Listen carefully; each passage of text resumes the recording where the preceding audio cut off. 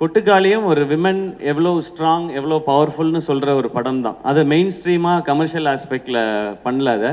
ஆனால் இப்படி ஒரு கதையை ஏன் நம்ம இங்கே சொல்லி பார்க்கக்கூடாதுன்னு PS வினோத்ராஜ்ன்ற ஒரு டேலண்ட்டை செலிப்ரேட் பண்ணுறதுக்காக பண்ணப்பட்ட படம் தான். இதை ஏன் தேட்டரில் ரிலீஸ் பண்ணணும்லாம் கேட்டாங்க. ஏன் தேட்டரில் ரிலீஸ் பண்ணக்கூடாது, இந்த மாதிரி படத்தை ஆடியன்ஸ் ஒரு தடவை முயற்சி பண்ணட்டும். நான் டீம்கிட்ட சொன்னது அதான், இந்த படத்துக்கு 2 ரியாக்ஷன் தான் இருக்கும். ஒன்று எக்ஸ்ட்ரீமாக பாராட்டுவாங்க, இல்லைனா எக்ஸ்ட்ரீமாக திட்டுவாங்க, எங்களுக்கு ரொம்ப ஸ்லோவாக இருக்குது புரியல. ஆனால் இது ப்ராக்டிஸ் ஆரம்பிக்கும், இதில் நடித்த எல்லாரும் வெளியில் தெரிய ஆரம்பிப்பாங்கன்னு. நான் கொட்டுக்காளியோட சக்ஸஸை நேற்றும் இன்றைக்கும் நான் ஃபீல் பண்ணிட்டேன். ஏன்னா அங்கே ஃபிலிம்ஃபேர் அவார்டுக்கு போயிருக்கும்போது மொத்தம் 8 அவார்டு அமரனுக்கு கிடச்சிது, 2 அவார்டு கொட்டுக்காளி கிடச்சிது. அதில் ஒன்று பெஸ்ட்டு டைரக்டருக்கானது, இன்னொன்று பெஸ்ட்டு ஆக்ட்ரஸ்க்கானது.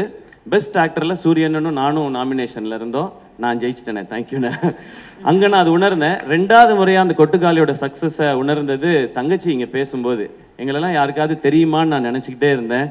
எங்களை எல்லாருக்கும் தெரியுது, அது காரணம் கொட்டுக்காளின்னு சொன்னாங்க. இந்த ஒரு காரணத்துக்காக தான் இங்கே படம் எடுக்கப்படுது.